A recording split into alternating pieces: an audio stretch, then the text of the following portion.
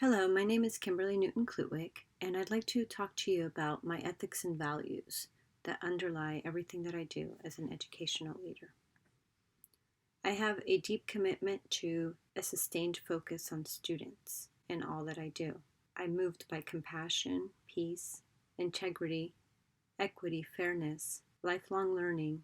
I seek collective wisdom, and I believe very deeply in culturally responsive approaches to leadership and education. In this presentation, I'm going to speak to you briefly about some of these values. With regards to students coming first, I always start by asking, what is best for the student's success and well-being beyond just their time with me? In daily practice, this translates into adopting and being open to student-centered learning curricula.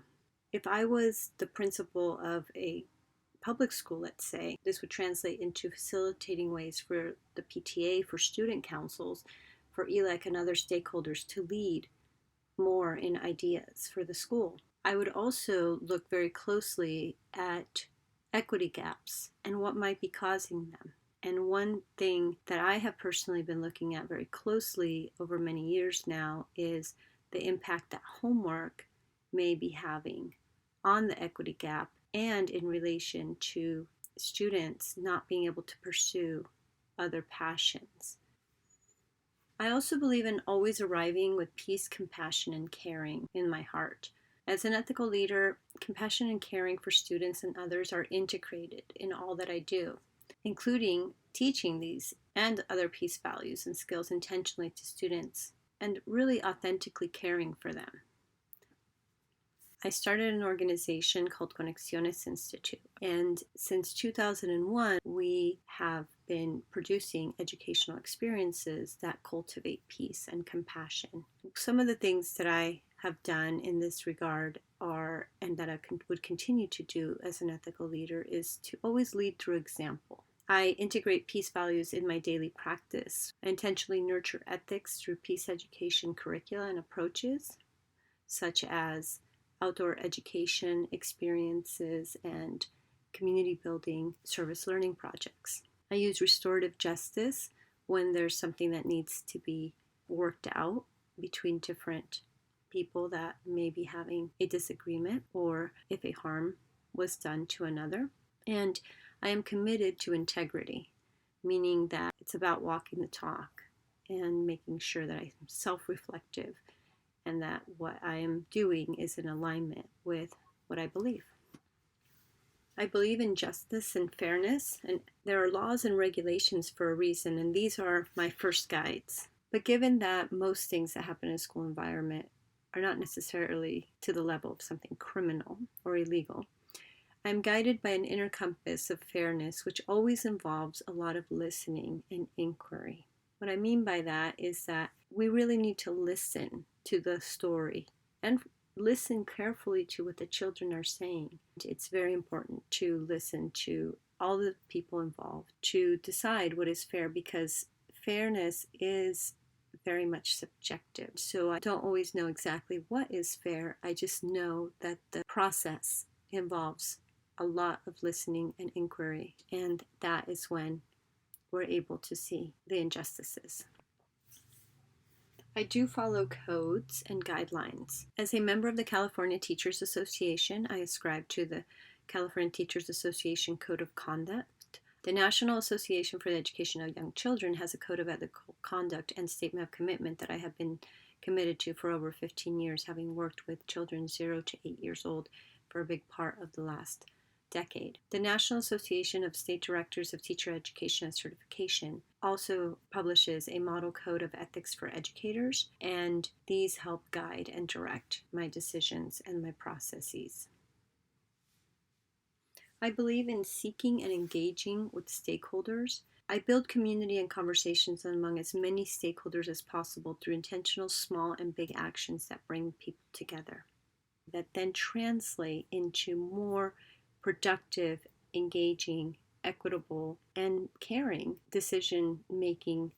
We need to think beyond just the meetings and the committees and the boards. I believe in having other kinds of activities within the school environment that take students out, for example, into the community to do service learning. And by doing so, this creates lasting ties between and among parents, teachers, and students. It builds up the community beyond the school walls. It nurtures leadership and all of those involved, and it develops empathy with each other.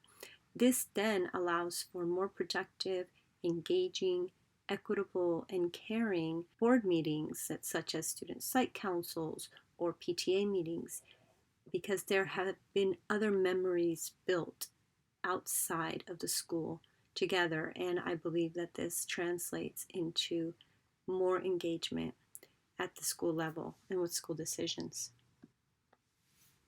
Also, activities such as muralism, which I used a lot in building my own school community and Conexiones Institute. As they get built and these art pieces are made together with others, it really builds friendships and it sparks creativity, it ignites ideas, because you can set different themes for the murals that elicit those ideas as well. They tell a collective story that then is documented in a way that everybody can understand, even children. And so when you do need to get together in committees, there's a more open and flexible mentality and a humanity that grows, and that is then translated into better decisions and more collaboration and empathy and engagement.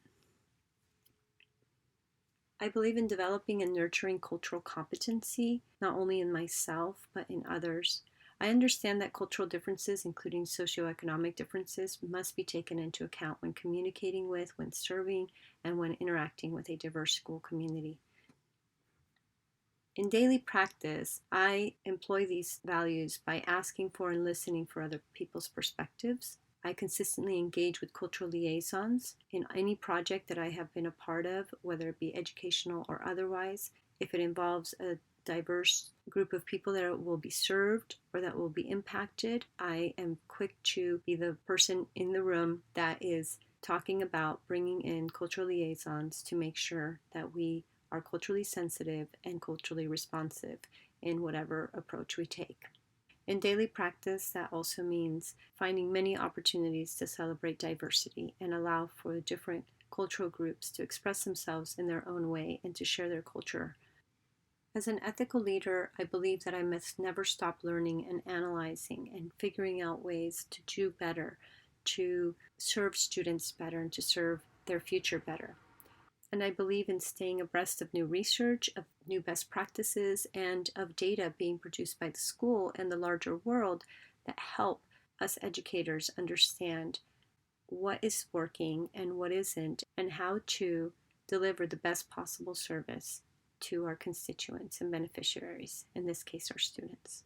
For me, this has meant embarking on a 25-plus year educational journey that has been focused on how to better serve children and their success and happiness. After getting my bachelor's at Northern Arizona University, I continued on taking courses at Stanford Continuing Studies at City College of San Francisco, and ultimately getting my graduate degree from San Diego State University. But learning doesn't need to happen always through an academic environment.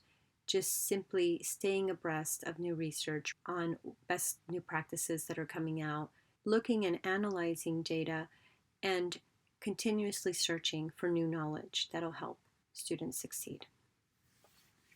I'd like to end by sharing this quote: "Be stubborn about your goals and flexible about your methods." I chose this quote because I have spoken today about all the different kinds of things that I would do or have done regarding ethics and being an ethical leader. However, as a lifelong learner, I know that what I think works today may no longer be the right way in the future or in a different cultural setting. But I would stay completely committed to advancing peace and joy and success for students no matter what, and that ultimately will not change. Thank you.